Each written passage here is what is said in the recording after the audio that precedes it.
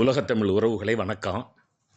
சென்னையில் இருக்கிற செம்மொழி தமிழாய்வு மத்திய நிறுவனம் வெளியிட்டிருக்கிற கல்வெட்டு சொற்களின் பொருட்புல அடைவு என்கிற நூலினை ஒரு பருந்து பார்வையாக நாம் பார்க்க இருக்கிறோம். கிபி 300 முதல் கிபி 1300 வரையிலான சொற்களினுடைய தொகுதியாக இந்த அகராதி அமைந்திருக்கிறது. ஆங்கிலத்தில் தீமெட்டிக் கன்கார்டன்ஸ் என்பதற்கை தமிழில் பொருட்புல அடைவு என்று மிக அருமையான சொல்லாக்கத்தை தந்திருக்கிறார்கள். டேர்ம்ஸ் ஃப்ரம் இன்ஸ்கிரிப்ஷன்ஸ் என்கிற அந்த நிலையில் இந்த கல்வெட்டு சொற்களுக்கான பொருள் தொகுதி பதிப்பாசிரியர்கள் பாரா சுப்பிரமணியன், பா சண்முகம் இருவரும் மிக கடினமான உழைப்பை இங்கே அவர்கள் தந்திருப்பதை நாம் பார்க்குறோம். கிட்டத்தட்ட 786 பக்கங்கள் அமைந்திருக்கிற அந்த A4 அமைப்பு விட இன்னும் கொஞ்சம் பெரிதாக இருக்கிற இந்த நூல் இருக்கிறதே பல்வேறு நிலைகளிலே நமக்கு பயனுடையதாக இருக்கிறது. இந்த நூலை பொறுத்தவரை தமிழ் படிக்கிற மாணவர்கள் அல்லது ஆர்வர்கள் அவசியம் வீட்டில் வைத்திருக்க வேண்டும். 1800 ரூபாய்க்கு வெளியிட்டு இருந்தாலும் 900 ரூபாய்க்கு நம்மால் வாங்கி கொள்ள முடிகிறது. இந்த நூல் நம்மை ஒரு புதிய உலகத்திற்கே இட்டு செல்லுகிறது எனலாம். ஏன்னா Tamil phonology, Tamil morphology, Tamil syntactical theory என்றெல்லாம் நாம் அந்த வரலாற்று மொழியியல் அடிப்படையில் தொல்காப்பியம், சங்க இலக்கியங்களை பார்த்து பார்த்து பழக்கப்பட்டவர்கள். இந்த இன்ஸ்பிரேஷன்ஸ் என சொல்லப்படுகிற கல்வெட்டு இருக்கிறதே, அதில் இடம்பெற்றிருக்கிற உருபன்கள் அல்லது சொற்கள் எல்லாம் பெரும்பாலும் புதிய உலகத்துக்கு நம்ம இட்டு செல்லும். காரணம், அதில் இந்த மேலாண்மை சொற்கள், வழிபாட்டு சொற்கள், பண்பாட்டு பதிவுகள், வரலாறுகள், இப்படி இலக்கியம் சாராத பல்துறை சொற்களை நாம் இங்கே பார்க்க முடியும். ஆகையினால் நாம் மரபு ரீதியாக வைத்திருக்கக்கூடிய நம்முடைய சிந்தனைகளை மாற்றித்தான் நாம் இங்கே பார்க்க முடியும் நண்பர்களே. இப்போ உதாரணமாக அடிகள் அப்படிங்கிற சொல் நமக்கு ஒரு துறவிய குன்றக்குடி அடிகளார் மாதிரி நினைவுபடுத்தும், கவுந்தி அடிகள் மாதிரி. இங்கே இது பெண்களுக்கு பின்னொட்டாக இருக்கிற ஒரு சொல், சிற்றரசரை குறிக்கும் சொல் என்றெல்லாம் அதை பற்றிய விளக்கங்கள், நமக்கு புதிய விளக்கங்களை, புதிய உலகத்தை நமக்கு திறந்து தருவதை பார்க்குறோம். ஊர் கிழத்தி பெண் இலக்கிழார் அப்படின்னா அந்த காலத்தில் ஊர் தலைவியாக பெண்கள் இருந்திருக்கிறார்கள், அவர்கள் பெரிய நிலக்கிழார்களாக இருந்திருக்கிறார்கள் என்பது நமக்கு பெரிய செய்தி நண்பர்களே. கிபி 921 பெண்களுக்கு சொத்துரிமை, பெண்கள் ஊர் தலைவராக இருந்திருக்கிறார்கள். அப்படியானால் அதனால்தான் நான் சொன்னேன், இந்த உருபன்கள் நமக்கு பல்வேறு நுட்பங்களை நமக்கு தருகின்றன, வரலாறுகளை நமக்கு காட்டுகின்றன. இப்போ கூட ஒரு இனத்தினுடைய பெயராக கவுண்டருங்கிற சொல் இருக்குது. Kongu counter, வேட்டுவ counter, Urali counter, பல்வேறு அந்த சொல் இருக்கிறது. கிபி 720 ஊர் தலைவன்கிற பொருளில் தான் அந்த சொல் இருந்திருக்கிறது. பெரும்பாலும் எந்த சாதி பெயராக இருந்தாலும் ஒரு பொது பெயராக இருந்திருக்கும். அது பொது பெயராக இருந்து பின்னால் அது சாதி பெயரை குறிப்பதாக மாறி இருக்கிறத நம்மால் பார்க்க முடிகிறது நண்பர்களே.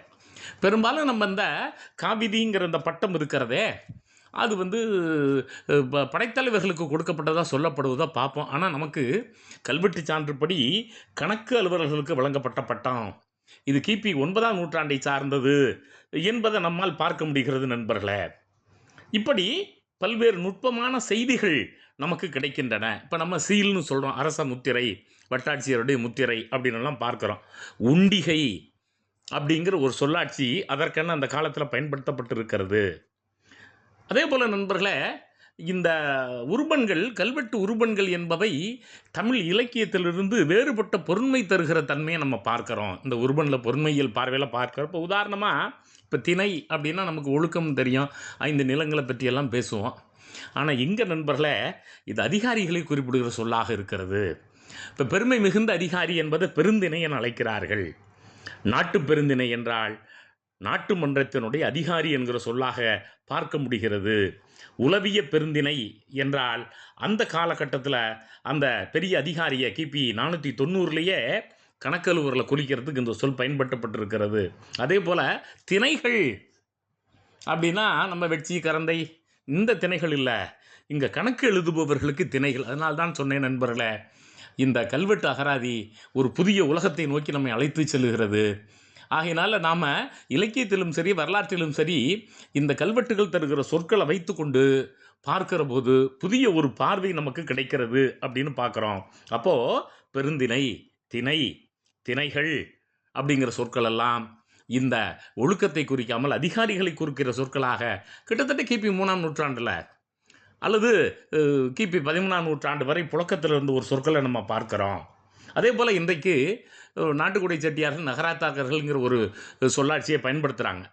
ஆனால் அந்த காலகட்டத்தில் வணிகர்கள் வாழுகிற ஊர் பகுதியினுடைய நிர்வாகிக்கு பெயர் நகரத்தார், மாமல்லபுரத்து நகரத்தார், கொடும்பாளூர் இருவகை நகரத்தார் என்றெல்லாம் சான்றுகளோடு ஐயா சுப்பிரமணியம் அவர்களும் ஐயா சண்முகம் அவர்களும் குறிப்பிடுகிற போது இப்படியெல்லாம் தமிழ்நாட்டில் ஒரு தன்மை வழக்காறு இருந்திருக்கிறது. இப்போது பெரும்பாலும் சில சமூகங்களில் நாட்டார் அப்படிங்கிறது ஒரு இனக்குழு பட்டமாக இருக்குது. இங்கே நாட்டுப்பகுதியினுடைய நிர்வாகி அந்த பொருளில் தான் இந்த கல்வெட்டுகளை நம்ம பார்க்குறோம். அது காலப்போக்கில் வளர்ந்து வருகிறத நம்ம கவனிக்க முடிகிறது நண்பர்களே.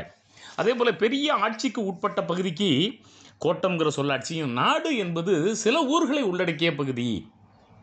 சமீபத்தில் தமிழ்நாடா தமிழகமான ஒரு கேள்வி வந்துச்சு. ஒரு பெரிய மண்டலம், ஒரு பெரிய இப்போ நாவலந்தீவு, அந்த நாவலந்தீவில் சில ஊர்கள் உள்ளடங்கிய பகுதி நாடுங்கிற பொருள் இந்த காலகட்டத்தில் இருந்திருப்பதை நாம் இங்கே கவனிக்கிறோம் நண்பர்களே. ஆமாம், புறவு வரி திணைக்களம் அப்படிங்கிற ஒரு சொல்லாட்சியை நம்ம கவனிக்கிறோம். அப்புறம் திணைக்கள நாயகர் அப்படிங்கிற ஒரு சொல்லாட்சியை பார்க்குறோம். அது என்ன புறவு வரி திணைக்களம்? அந்த வருவாய்த்துறை இருக்கிறதே, அதுக்கு இந்த திணைக்களம்.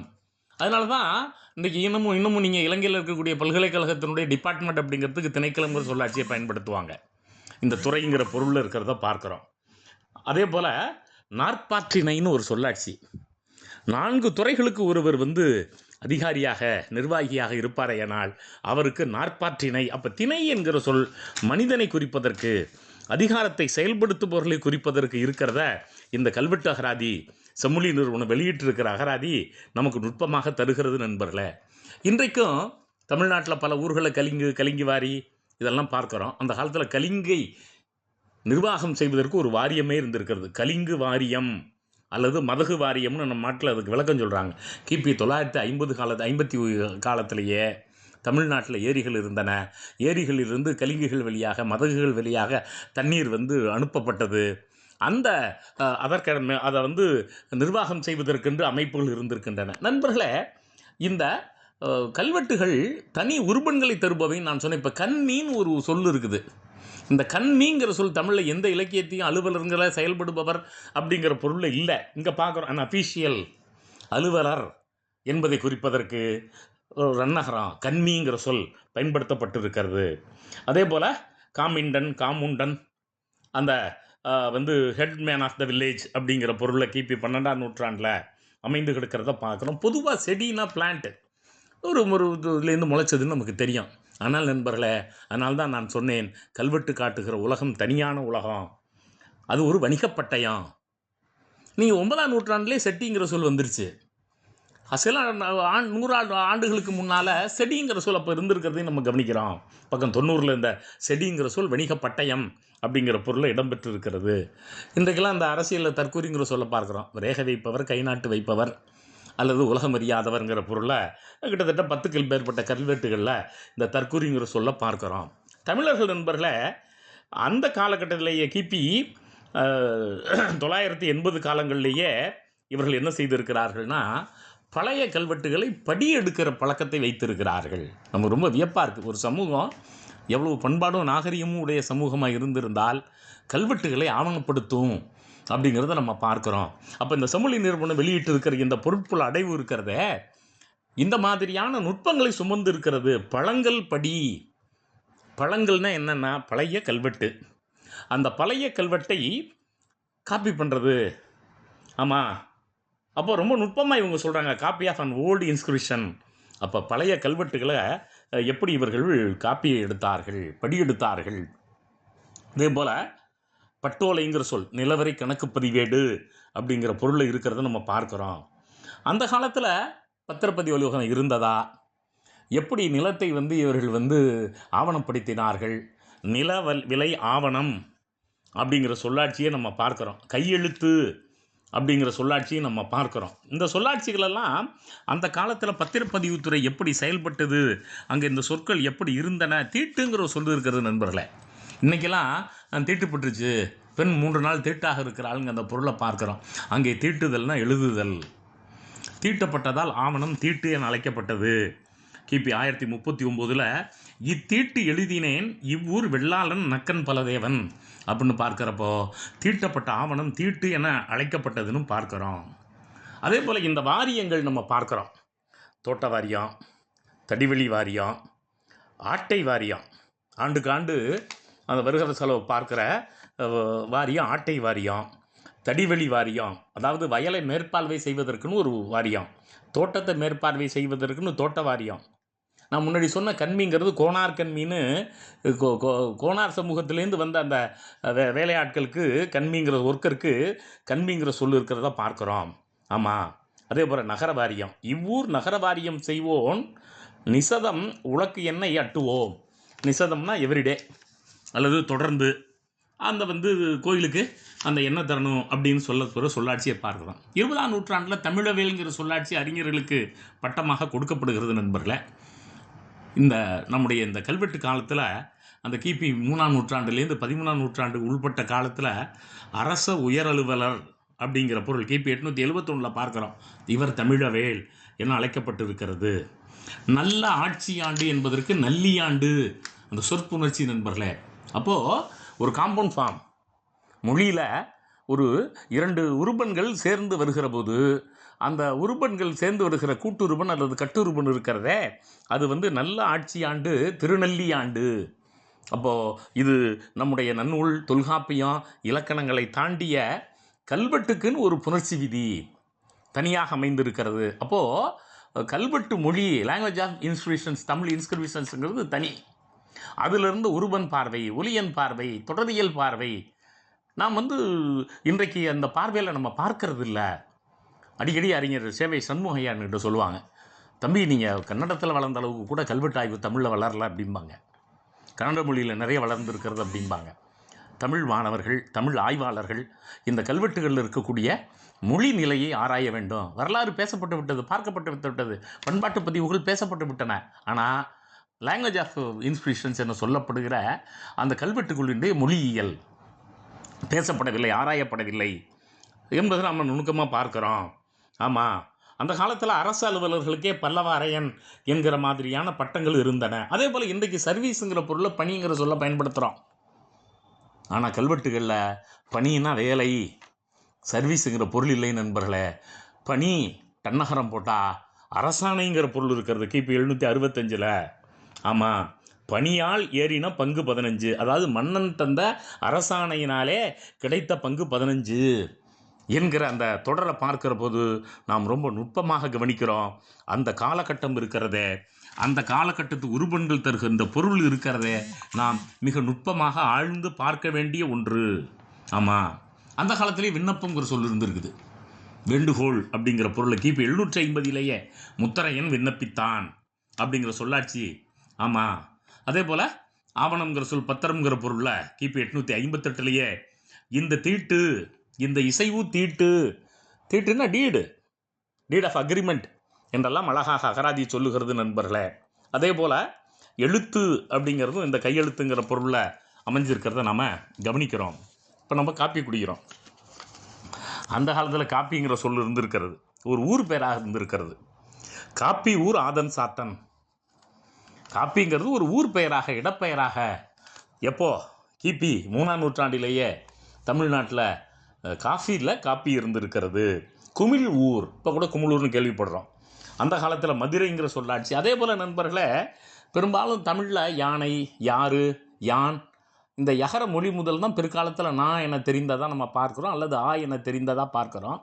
யாற்றூர் அப்படிங்கிற அந்த சொல்லாட்சி கிபி 2ஆம் நூற்றாண்டிலேயே. அதே போல் இப்போது 20ஆம் நூற்றாண்டில் ஆண்டகைங்கிற சொல் இந்த பெரும்பாலும் கிறிஸ்தவ மதத்தில் பிஷப்புங்கிற சொல்லுக்கு இணையாக பயன்படுத்துவாங்க. அந்த காலத்தில் கிபி 831 ஆண்டகைங்கிற சொல் ஊர் தலைவனை குறிப்பதற்கு பயன்பட்ட சொல்லாக இருக்கிறது. இன்னது உரைங்கிற சொல் நண்பர்களே. பெரும்பாலும் நம்ம உரைனா வாழ்தல்னு பார்க்குறோம், ஒரு தண்ணீர் உறைந்து போனதுங்கிற பொருளில் பார்க்குறோம். உறையூர்னா வாழ்கிற ஊர்னு பார்க்குறோம். ஆனால் நண்பர்களே, கல்வெட்டு நமக்கு சொல்லித்தருகிறது எந்த ஊரில் பாதுகாவல் நிறைய இருக்கிறதோ, உரைனா பாதுகாவல், செக்யூரிட்டி அதிகமாக இருக்கிற ஊருக்கு உறையூர். அப்போ நாம் இந்த உறையூரை நாம் வந்து உறைந்த ஊர் உரைகிற ஊர் என்றெல்லாம் பார்க்காமல் பாதுகாவல் மிகுந்த ஊர் என்று பார்க்கிற ஒரு புதிய பார்வையை நமக்கு இந்த அகராதி தருகிறது. நாம் படிக்க படிக்க சிரித்து போகிறோம். நம்முடைய அறிவு சுருங்கி கிடக்கிறது என்கிற அச்சம் நமக்கு வருகிறது நண்பர்களே.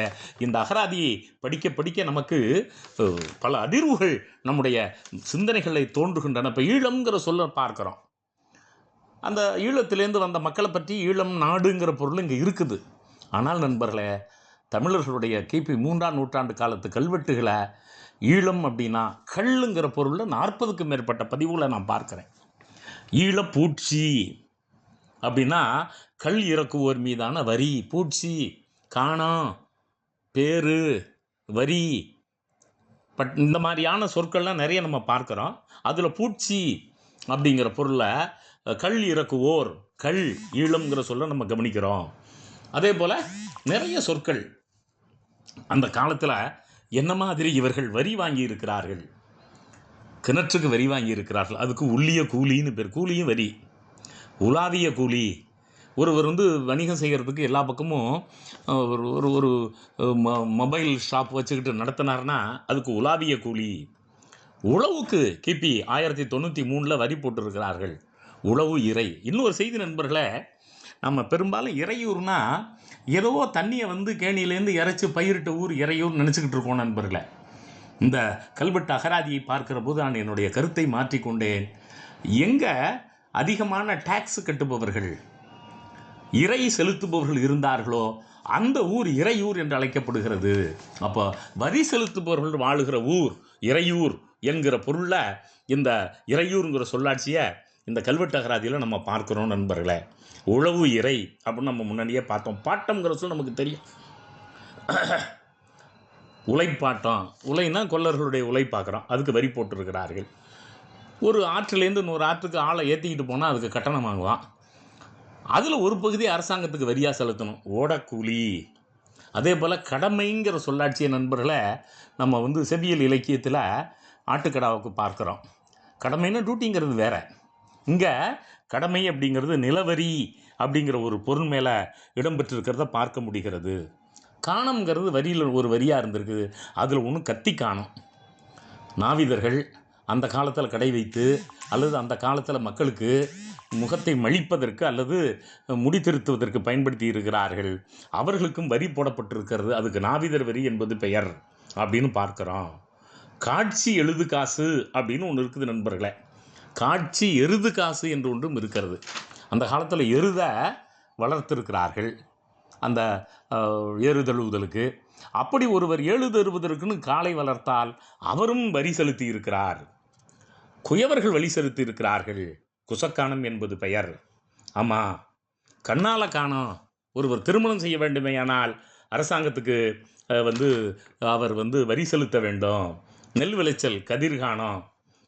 அதே போல் காருங்கிற சொல்லே கார்நெல்லுக்கு கொடுக்கப்பட்ட அந்த வரியாக இருந்திருக்கிறது. தென்னமரத்துலேருந்து ஒரு மட்டை விழுது. அதை ஒருத்தர் வந்து பின்னி விற்கிறார். அந்த காலத்தில் மெத்தை வீடுகள் இல்லை, நிறைய கீற்று வீடுகள், கீற்று பயன்பாடு மிகுதி. கீற்றுக்கு வரி போட்டிருக்கிறார்கள். அதுக்கு பேரே கீற்று வரி. ஆமாம், ஒவ்வொரு குடிமகனும் நாட்டு மன்னன் குதிரைப்படையை வைத்திருக்கிற போது ஊர்காவல் செய்கிற காரணத்தினாலே அந்த குதிரைப்பந்தி என்கிற ஒரு வரி வசூலிக்கப்பட்டிருக்கிறது அப்படிங்கிறத பார்க்குறோம். இப்போது கொள்கலம்னு ஒரு வரி இருந்திருக்கிறது நண்பர்களே. அப்படின்னா என்னங்கன்னா, அந்த காலத்தில் வாய்க்கால், அந்த வாய்க்காலை வந்து பராமரிக்கிறதுக்கு புல் பூண்டு இல்லாமல் அதற்கான வரி போட்டிருக்கிறார்கள். ஆமாம், கோல் நிறை கூலி வணிக வரி அளந்து போடப்பட்டிருக்கிறது. சாலியர் அச்சுத்தறி வரி. சாலியர்னால் நமக்கு தெரியும், நெசவாளர்கள் ஒரு பெரிய சமுதாயமாகவே இன்றைக்கு தமிழ்நாட்டில் வாழ்கிறார்கள். அவர்கள் அச்சுத்தறி வைத்திருக்கிறார்கள். அந்த அச்சுத்தறிக்கு வரி செலுத்தி இருக்கிறார்கள்.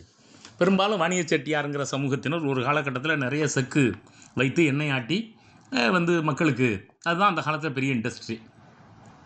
செக்குக்கு கடமை, செக்கு கடமை என்றே இங்கே இருக்கிற சொல்லாட்சியை பார்க்குறோம். செட்டி வணிகர் மனையிறை அப்படின்னு கிமு 13ஆம் நூற்றாண்டில். அதனால தான் நான் சொன்னேன், இந்த செட்டிங்கிற சொல் 13ஆம் நூற்றாண்டிலேயே தமிழ்நாட்டில் ஒரு சமூகத்தை குறிப்பதற்கு பயன்படுத்தப்பட்டிருக்கிறது. தட்டான்கிற சொல்லும் அப்படி தான். தட்டார் பாட்டம் வெளிநாட்டுக்காரர் இங்கே வசிக்க வேண்டுமானால் அவர் வரி செலுத்த வேண்டும். இப்போ தான் அமெரிக்காவில் வரி போடுறான், வெளிநாட்டுக்காரன் தங்கணும்னா சோனக வரி அப்படின்னு. அந்த சோழர்கள் காலத்தில் தமிழ்நாட்டில் இந்த வரி வலியுறுத்தப்பட்டு இருக்கிறது. பெரும்பாலும் நம்ம ஒரு பொது புத்தியில் தரகுன்னா ஒரு பொருளை வாங்கி கொடுப்பதற்கு கொடுக்குற கமிஷன் நம்ம நினைக்கிறோம். ஆனால் போக்குவரத்து வரிக்கு செவ்வியல் காலத்தில் தரகுங்கிற சொல்லாட்சி பயன்படுத்தப்பட்டிருக்கிறது. அதனால் இந்த உருபன்கள் நமக்கு புது புது நுட்பங்களை தருகின்றன.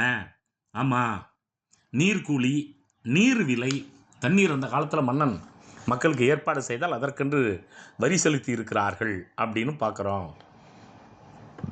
பட்டிகைன்னு ஒரு சொல்லாட்சி இருக்கிறது நண்பர்களே. ரெடிமேட் ஷர்ட், தைக்கப்பட்ட ஆடை. அப்போது அந்த தைக்கப்பட்ட ஆடை இருக்கிறதே, பட்டிகை இருக்கிறதே, அதுக்குன்னு காணோம் தனி வரி, பட்டிகை காணோம் என்கிற ஒரு காணத்தை இவர்கள் வைத்திருக்கிறார்கள். அதே போல் பெரும்பாலும் கிராமங்களில் இன்றைக்கும் வீடு கட்டுகிற போது பட்டி கட்டுவாங்க. வீட்டுக்கு பக்கத்தில் கால்நடைகள் வளர்கிறதுக்கு அந்த குடலெல்லாம் வச்சு அதில் போட்டு அந்த பக்கம் தண்ணி காமிக்கிற மாதிரி இடம் இருக்கும். அப்படி வீடு கட்டுகிற போது பட்டி வைத்திருந்தால் அதற்கென்று பட்டி காணோம். மீனவர்கள் அந்த காலத்தில் பட்டினச்சேரி அப்படின்னு ஒரு வரி, மீனவ குடியிருப்புகளுக்கான வரி.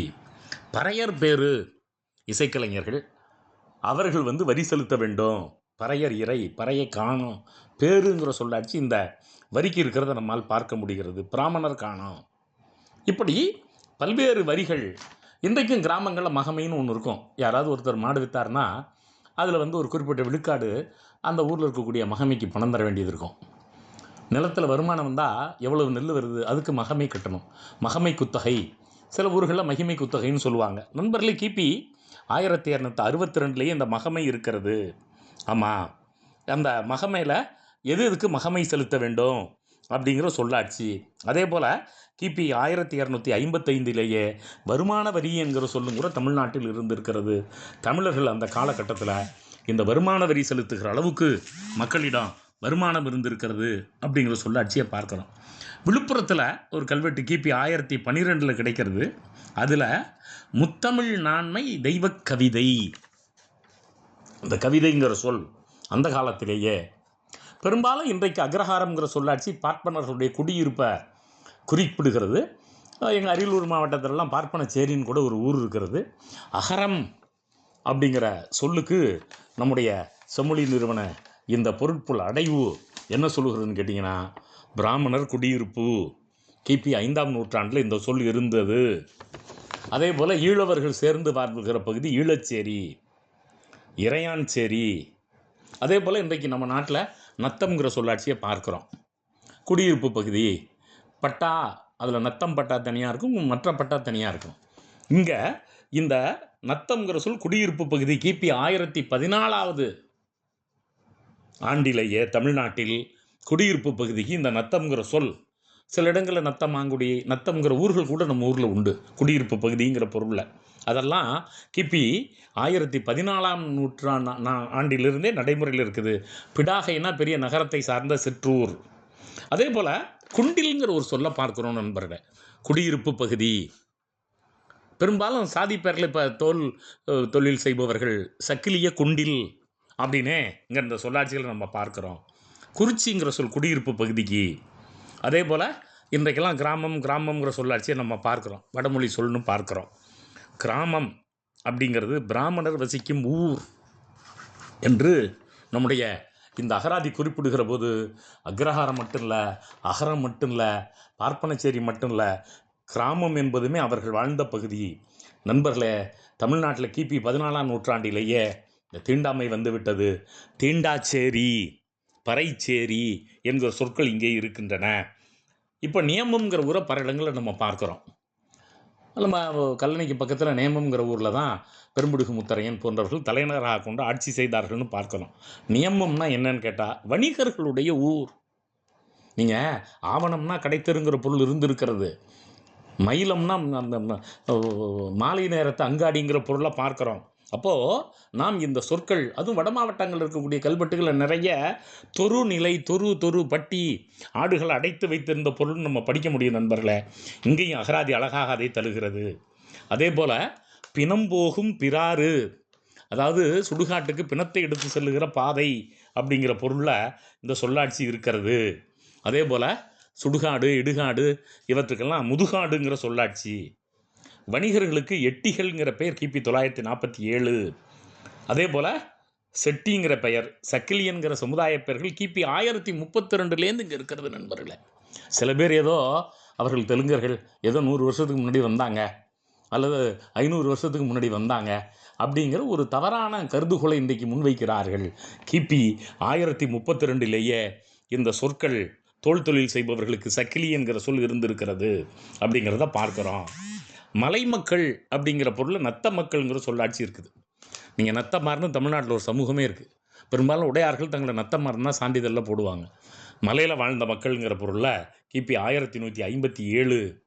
அதே போல் மீனவர்களில் பட்டினவர்னு ஒரு சமுதாய பிரிவு இருக்கு நண்பர்களே. கிபி 1036லேயே இந்த பட்டினவர் அப்படிங்கிற சொல்லாட்சி இருக்கிறத. அப்போது தமிழ்நாட்டில் கிபி 3 முதல் 13 வரை இருந்த சமூகங்களினுடைய பெயர்கள் அவை எவ்வாறு இந்த பொருளை தருகின்றன அப்படிங்கிறத பார்க்குறோம். கிட்டத்தட்ட இந்த சித்திரை, வைகாசி எல்லா மாதங்களினுடைய பெயர்களுமே இந்த காலகட்டத்தில் 1000 ஆண்டுகளுக்கு முன்னரே இருந்திருக்கின்றன. கார்த்திகை அப்படிங்கிற சொல், சங்கராந்தி ஞாயிறு ஒரு வீட்டிலேருந்து இன்னொரு வீட்டுக்கு செல்வது கிபி 909 கல்வெட்டிலேயே தமிழ்நாட்டில் கிடைக்கிறது. அதே போல் சக ஆண்டு, சகரை ஆண்டு அப்படின்னே சொல்கிறாங்க. அதாவது கிபி 78லேருந்து தொடங்கும். இப்போ சக ஆண்டு அப்படின்னு சொன்னால் இப்போ 2026னா 78 கூட்டிக்கிட்டு அதுதான் சக ஆண்டு அப்படின்னு நம்ம பார்க்குறோம். அதே போல் ஆண்டாள் பாட்டில் சிறுகாலைங்கிற ஒரு சொல்லு வரும், சிறு வீடு விடுதல்ங்கிற சொல்லு கூட வரும். கிபி 875 இதை நம்ம பார்க்குறோம்.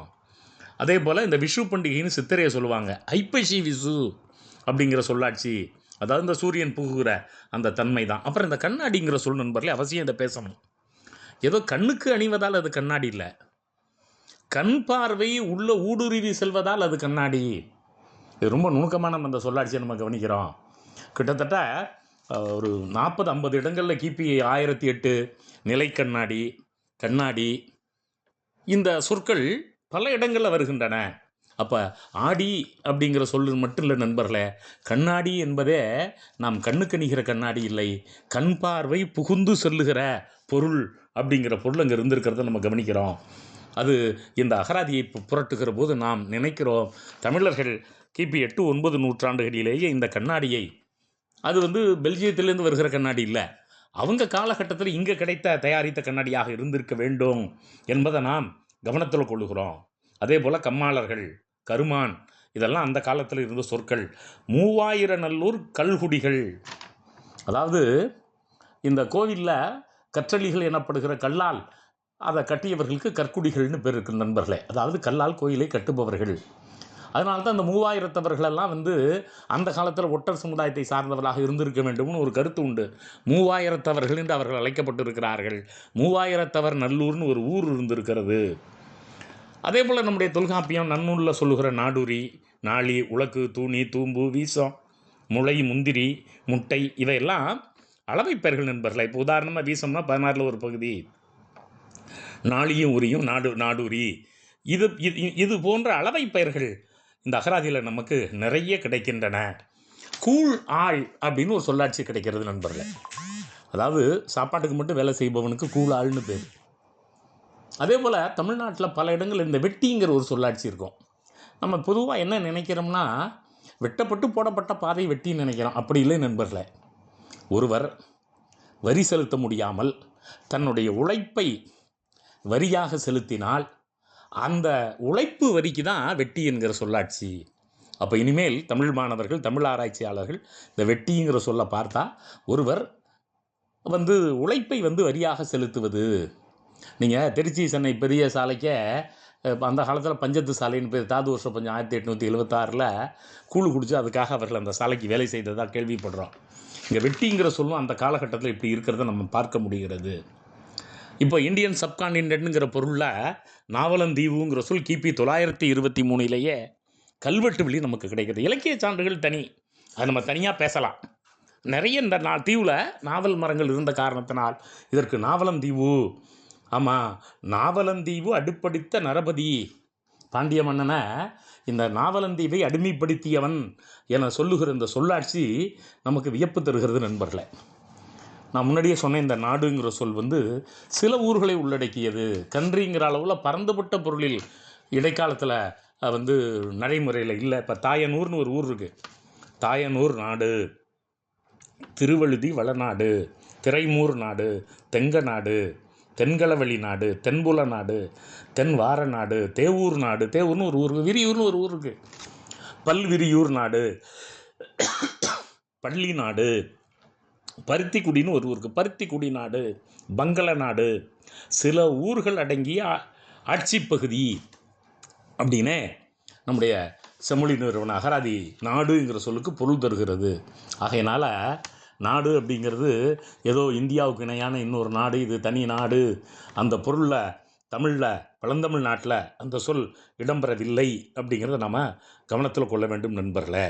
இப்போ படுவூர் கோட்டத்து பாலி நாடு, கோட்டம்ங்கிறது பெருசு, பாலி நாடுங்கிறது சின்னது. பாலிங்கிற ஊர் தமிழ்நாட்டில் பல ஊர்களில் உண்டு. கிபி 897 இது இருந்திருக்குது. புறமலை நாடு, பொன்னி நாடு, பொன்னி வளநாடு, முதுகுடி நாடு, முள்ளி நாடு, வேம்ப நாடு. நீங்கள் இந்த பொன்னி நாடுன்னா சோழ நாடுங்கிறதுல நம்ம ஏற்கனவே படிச்சிருக்கோம், நமக்கு தெரிஞ்சிருக்கிறது நண்பர்களே. ஆமாம், இப்படி பல்வேறு சொற்கள். இப்போ அகம்படின்னு ஒரு சொல் இருக்குது. இந்த அகம்படிங்கிற சொல்லுக்கு ஒரு பெரிய மாளிகை அல்லது அரண்மனை இருக்கிறது. அரண்மனை உள்ளே காவல் காப்பவர்களுக்கு அகம்படிங்கிற பேர். கிபி 1151 ஆண்டு அகம்படி யார் அப்படின்னு அது சமுதாயமாகவே காலப்போக்கில் வந்துருச்சு. அப்போ அந்த காலத்தில் அவங்க பாதுகாவலர்களாக இருந்திருப்பாங்க. குதிரைப்படை அயப்படைங்கிற சொல்லாட்சி இங்கே பார்க்கப்படுகிறது நண்பர்களே. ஆடிங்கிற சொல் தாக்குதல்ங்கிற பொருளில் வருகிறது. பெரும்பாலும் கடகம் அப்படின்னா இந்த வளையல்ங்கிற பொருளில் அல்லது நண்டுங்கிற பொருளில் இங்கே பார்ப்போம். ஆனால் பாசறைங்கிற பொருள் கல்வெட்டில் நமக்கு கிடைக்கிறது. ஆமாம், வேளாண்மை சொல் நமக்கு தெரியும். ஊராண்மைங்கிற சொல் திருக்குறளில் படிக்கிறோம். காராண்மைன்னு ஒரு சொல் இருக்குது நண்பர்களே.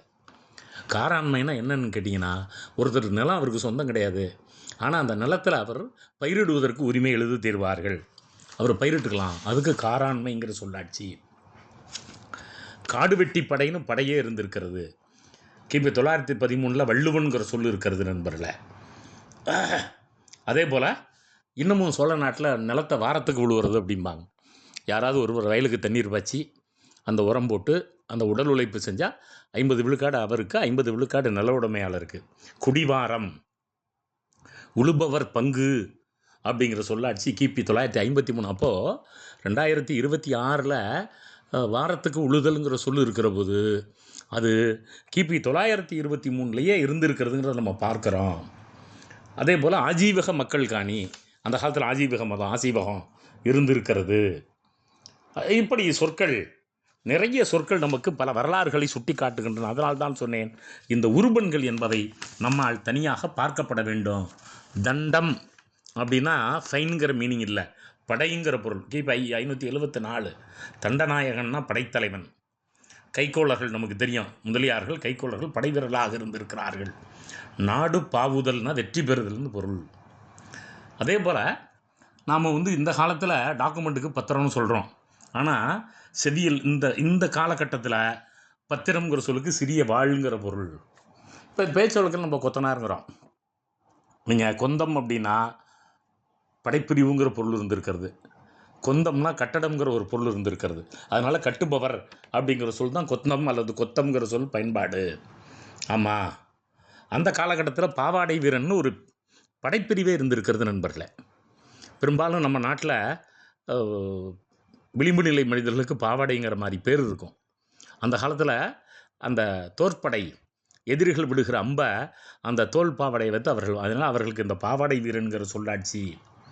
இன்றைக்கி தமிழ்நாட்டில் ஒரு சமுதாயமாக வன்னி சமுதாயம்னு வன்னியர்கள்னு இருக்கிறாங்க.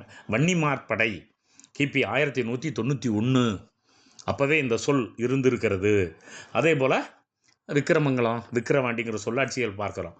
தீரச்செயல் கிபி 7ஆம் நூற்றாண்டில் விக்கிரமங்கிற சொல்லுக்கு தீரச்செயல். அங்காடி கூலி, ஒருவர் கடை வச்சுருந்தா அந்த கடைக்கு டேக்ஸ் செலுத்தணும். கிபி 873. ஆமாம், இப்படி பல்வேறு சொற்கள் நண்பர்களே. அந்த காலகட்டத்தில் அடிமைச்சாரிகைன்னு ஒன்று இருக்குது நண்பர்களே. ஒருவர் நிறைய அடிமைகளை வைத்திருந்தால் ஒரு அடிமைக்கு இவ்வளவுன்னு அரசாங்கத்துக்கு வரி கட்டணும். அதுக்கு அடிமைச்சாரிகைன்னு பேர், அல்லது ஆள்காசுன்னு பேர். கிபி 1300. அப்போ தமிழ்நாட்டில் அடிமை முறை இருந்திருக்கிறது. இடைக்காலத்தில் அதற்கான வரியும் இவர்கள் செறித்து இருக்கிறார்கள். பெரும்பாலும் வரி என்பது 6 சொல்லாட்சி வருது. 1/6, 6ல் ஒரு பகுதி 18%.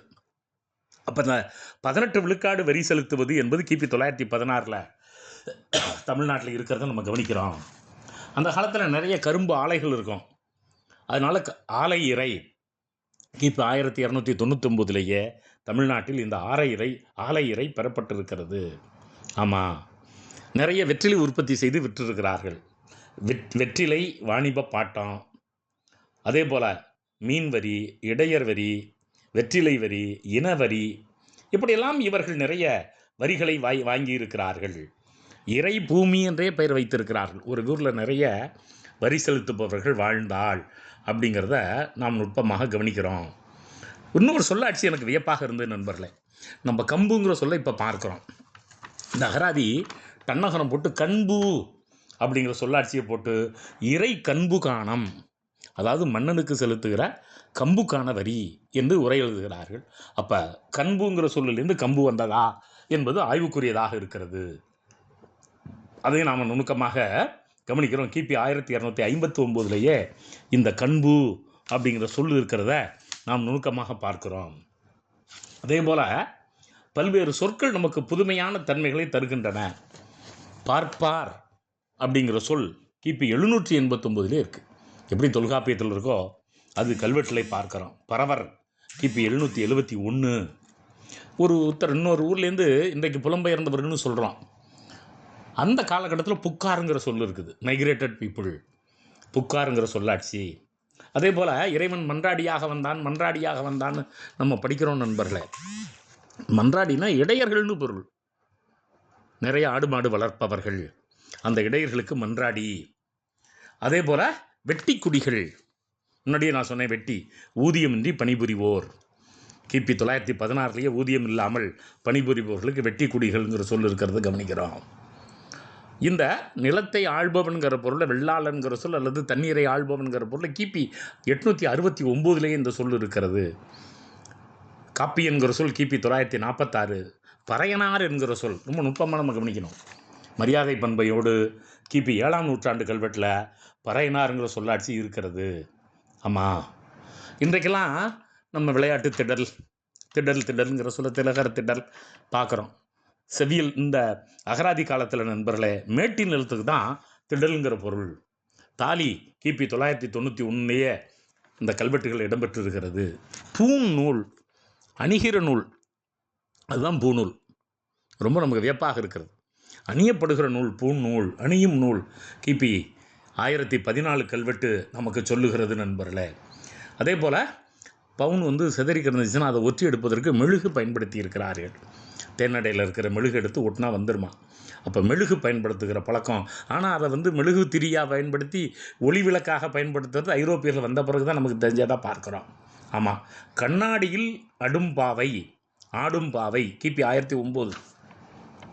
ஒரு பெண் அந்த கண்ணாடிக்கு அந்த பக்கம் நிற்கிறாள், ஆடுகிறாள். அப்போ கண் அந்த ஆடிக்குள்ளே புகுந்து பார்க்க முடிகிறது அப்படிங்கிற சொல். ஊட்டம், உணவளித்தல், எல்லோருக்கும் ஊட்டம் அளித்தார்கள். ஊட்டத்தூர்னு ஒரு ஊர் கூட எங்கள் பகுதியில் இருக்குது. அப்போ பலருக்கும் உணவளிக்கும் ஊர் அப்படின்னு பார்க்குறோம். கிபி 875 நண்பர்களே ஆசாரிங்கிற அந்த சமுதாய பேர் இடம்பெற்றிருக்கிறது. ஆமாம், பட்டிங்கிறது பெரும்பாலும் இன்றைக்கெல்லாம் முல்லை நிலத்து ஊர்களாக பார்க்குறோம். இந்த கல்வெட்டு காலத்தில் பட்டிங்கிறது லேண்ட் மெஷர், ஒரு அளவையாக இருந்திருக்கிறது. அதே போல் இன்றைக்கி ஃபீஸை கட்டணங்கிற பொருளை பயன்படுத்துகிறோம். ஆனால் கிபி 6, 7, 8 நூற்றாண்டுகளில் மண்டபம் ஒரு பல பேர் கூடி இருக்க அதுக்காக கட்டப்பட்ட இடம் கட்டணம் அப்படிங்கிற சொல்லாட்சி இருந்திருக்கிறது. நான் முன்னாடியே கொத்தம் சொன்னேன். கொத்தம்னா கட்டடம்னு சொன்னேன். கிபி 985 இந்த கொத்தம்ங்கிற சொல்லேருந்து கொத்தனார் வந்துச்சுன்னு சொன்னோம். அப்போ கிபி 985 கட்டடத்தை கட்டுபவர் அந்த பொருள் அது இருந்திருக்கிறது. பாணர்களுக்கு காணி. அதே போல் ஒரு பார்ப்பனை நல்லா படித்தா அவனுக்கு நிலத்தை ஒதுக்கி விடுவாங்களாம். அதுக்கு பட்டவர்த்தின்னு பேரான். இப்படி இந்த சமூகம் எப்படி இருந்திருக்கிறது அப்படின்னு நாம் தெரிந்து கொள்வதற்கு இந்த சொற்கள், இந்த கல்வெட்டு சொற்களின் பொருட்புள்ள அடைவு என்கிற சுப்பிரமணியன் அவர்களும் சண்முகம் அவரும் எழுதிய இந்த அகராதி நமக்கு பல்வேறு நுட்பமான கருத்துக்களை தருகிறத நம்ம பார்க்கிறோம் நண்பர்களே. திருஞான சம்பந்தருக்கு செந்தமிழருங்கிற ஒரு பட்டம் அந்த காலத்தில் இருந்திருக்கிறது, அதையும் இங்கே பார்க்குறோம். மாணி அப்படின்னா அந்த காலகட்டத்தில் துறவி, அதுவும் இளந்துறவி அப்படிங்கிற பொருள் இருந்திருக்கிறது. அதாவது திருமணமாகாதவர் அப்படிங்கிற பொருள், அந்த பொருள் இருந்திருக்கிறது. அதே போல் மாணாக்கன் அப்படின்னாலும் இளந்துறவி தான். பிற்காலத்தில் தான் ஸ்டூடெண்ட்டுங்கிறது. மாணாக்கி, மாணாக்கச்சி, பெண் துறவிங்கிற பொருளில். அதே போல் பெரும்பாலும் நம்ம ஆட்கள் இளைய பிள்ளை, இளைய பிள்ளையார் அப்படின்னு லட்சுமணனை சொல்லுவாங்க. தமிழர்கள் சைவ மதத்தில் முருகனுக்கு தான் இளைய பிள்ளையார் கிபி 1254 அரியலூர் கல்வெட்டில் சொல்லுகிறது நண்பர்களே. இப்போல்லாம் கொள்கைனா தியரி அல்லது அவர் கொள்கை கான்செப்ட் அந்த பொருளை பயன்படுத்துகிறோம் நண்பர்களே. கல்வெட்டுகளில் கொள்கை என்கிற சொல் மனிதனுடைய உடலை கொள்ளுவது, கொள்கை கவசம். அப்போ அந்த உடற்கவசத்துக்கு கொள்கைங்கிற சொல். அதே போல் இன்றைக்கி நம்ம சிலைன்னு சொல்கிறோம், திருவுருவம், படிமம்ங்கிற சொல்லாட்சி பல நூறு இடங்களில் கிடைக்கிறத பார்க்குறோம். ஆமாம், கோயிலில் மேல்சாந்திங்கிற சொல்லலாம் கேரளாவில் இருக்கிறத பார்க்குறோம். தமிழ்நாட்டு கல்வெட்டுகளில் கோயில் பூசைங்கிற பொருள். அதே போல் இந்த திருப்பலிங்கிற சொல்ல கொஞ்சம் பேசணும் நண்பர்களே. என்னது திருப்பலி அப்படின்னா, ஒரு கோவிலில் உணவை இறைவனுக்கு படைக்கிறார்கள். உணவை இறைவனுக்கு படைப்பது தான் திருப்பலி. ஆடுகளை பலியிடுவது இல்லை, உணவை தருவது திருப்பலி. அரிசி இறைவனுக்கு படைக்கும் உணவு. அதே போல் பலிபீடம் அப்படின்னாவே கோயிலில் படையலை வைக்கிற இடம், பலிபீடம் அப்படிங்கிற இந்த சொல்லாட்சி இருக்கிறது. கிபி 890 இந்த திருப்பலி என்பது உணவை இறைவனுக்கு படைப்பது அப்படிங்கிற பொருள். அதனால தான் தமிழ்நாட்டில் கிறிஸ்துவ மதம் வந்தபோது இந்த இறைவன் தன்னுடைய உடலையே உணவாக கொடுத்தார் என்பதற்கு திருப்பலிங்கிற சொல்ல இங்கேருந்து அவங்க கடன் வாங்கியிருக்கிறார்களோன்னு நினைக்க தோணுகிறது. ஆமாம், முனிவர்கள் தங்குமிடத்துக்கு கரண்டைங்கிற பெயர் நண்பர்களே. ஊர் பெயர்கள் கூட நம்ம பார்க்குறோம். தளினா கோயில் நமக்கு தெரியும். தளியை இல்லமாக கொண்டவர் தளி இல்லார் அப்படின்னு நம்ம படிச்சிருக்கோம். ஆமாம், அந்த காலத்தில் கொடுத்தன கண்ணாடின்னு கோயிலுக்கு கண்ணாடியை இவர்கள் பரிசாக அளித்தது. அந்த கண்ணாடிங்கிற சொல்ல முன்னாடியே நம்ம பார்த்தோம் நண்பர்களே. ஆமாம், வரியாக செலுத்தப்படும் கட்டாய உழைப்புன்னு சொன்னோம். வெட்டிங்கிற சொல்லுக்கு விளக்கமே வரியாக செலுத்தப்படுகிற கட்டாய உழைப்பு, அது கம்பல்சரி பார்க்குறோம். வெட்டி பாட்டம், வெட்டி நெல், வெட்டி புடவை, வெட்டி பேரு, வெட்டி முட்டையாள். அதாவது ஒருத்தர் உழைப்பை தர முடியாட்டி அவர் ஒரு ஆளை கொடுக்கலாம். எப்பா எனக்கு பதிலாக நீ போய் செய்ய, வெட்டி முட்டையாள்னு அவருக்கு பேர். ஒருத்தர் என்னால் அந்த கடின உழைப்பு தர முடியாது, புடவையை தர்றேன், வெட்டி புடவை. ஒருத்தர் நான் நெல் கொடுத்துட்றேன், அதுக்கு பேர் வெட்டி நெல். நான் வரி கட்டிடுறேன், வெட்டி பாட்டம். அந்த வெட்டிங்கிற சொல் நண்பர்களே தமிழ்நாட்டில் இடைக்காலத்தில் மிகப்பெரிய அளவில் இந்த உழைப்பை, கட்டாய உழைப்பை வரியாக செலுத்துபவர்களுக்கு இருந்திருக்கிறது. அதே போல் நம்ம ஊரில் இன்றைக்கி சித்தப்பாங்கிற சொல்ல பார்க்குறோம். ஆனால் சிற்றவைங்கிற சொல் அதற்கு இணையாக கல்வெட்டுகளில் தன்னுடைய தந்தையினுடைய தம்பியினுடைய மனைவி சிற்றவை அப்படிங்கிற பொருளை இங்கே இருக்கிறத பார்க்குறோம். வளர்ப்பு தாய், கைத்தாயர், கை தாதை படிச்சிருக்கிறோம். கை தாயருங்கிற சொல்லாட்சி. முன்னாடியே நான் சொன்னேன், கோயில் அலுவலர்களுக்கு கண்மிங்கிற சொல் இருக்கிறது. கோயில் கருவூலத்துக்கு பண்டாரங்கிற பொருள், கருவூல அதிகாரிக்கு பண்டாரிங்கிற பெயர். இன்னொரு சொல் நண்பர்களே, கோயில் இருக்கிற பணிப்பெண்களுக்கு தான் பெண்டாட்டிங்கிற பெயர் இருந்திருக்கு. கிபி 955 மடைப்பள்ளி பெண்டாட்டி அப்படிங்கிற சொல். இதையும் நாம் பார்க்குறோம். அதே போல் கார்டியன்னு சொல்கிறோம் இல்லையா, பாதுகாவலர், காப்பாளர், முதுகன். கிபி 1278 கல்வெட்டு நண்பர்களே. சாலை அப்படின்னாவே கல்வி சாலை தான் என்ற நண்பர்கள் கேட்பாங்க. அது என்னங்க சாலை ரோடுன்னு பேர் இருக்குது திருச்சியில்? ரோடுனாலும் ஒன்று தாங்க, சாலைனாலும் ஒன்று தாங்க. இல்லை தம்பி, அது கல்வி சாலை இருக்கிற பகுதியில் சென்ற சாலை அது, அதனால தான் அதுக்கு சாலை ரோடுன்னு பேர். சாலைனாவே கல்வி சாலையை குறிக்கும். கிபி 967 இருந்திருக்கிறது. இப்படி நண்பர்களே, இந்த செம்மொழி தமிழாய்வு மத்திய நிறுவனம் வெளியிட்டிருக்கிற கல்வெட்டு சொற்களின் பொருட்புல அடைவு என்பது இருக்கிறதே, பெரும்பாலும் தமிழ் மாணவர்களும் தமிழ் ஆய்வாளர்களும் இந்த சொற்கள் எப்படியெல்லாம் புதிய பொருளை இங்கே தருகின்றன. அப்போது ஒரு இடத்துல செடிங்கிற சொல் இது வணிக பட்டயமா அல்லது தாவரமா அப்படின்னா நம்ம இதை படித்தா தான் நமக்கு தெரியும். கண்மீனா நம்ம என்னன்னே பொருள் தெரியாமல் போயிடுவோம். உழைப்பாளி, வெட்டினா என்னன்னே பொருள் தெரியாமல் போயிடும். அப்போ பல்லாயிரம் சொற்களுக்கு பொருள் தெரியாமலே நாம் இத்தனை நாட்களும் இலக்கியத்தை படித்திருக்கிறோம். இந்த மிகப்பெரிய ஆவணமாக, அறிவு ஆவணமாக இந்த கல்வெட்டு சொற்களினுடைய பொருட்புல அடைவு இருக்கிறது. தமிழறிஞர்களும் தமிழ் மாணவர்களும் இதை படிப்பது நல்லது. மகிழ்ச்சி. நன்றி.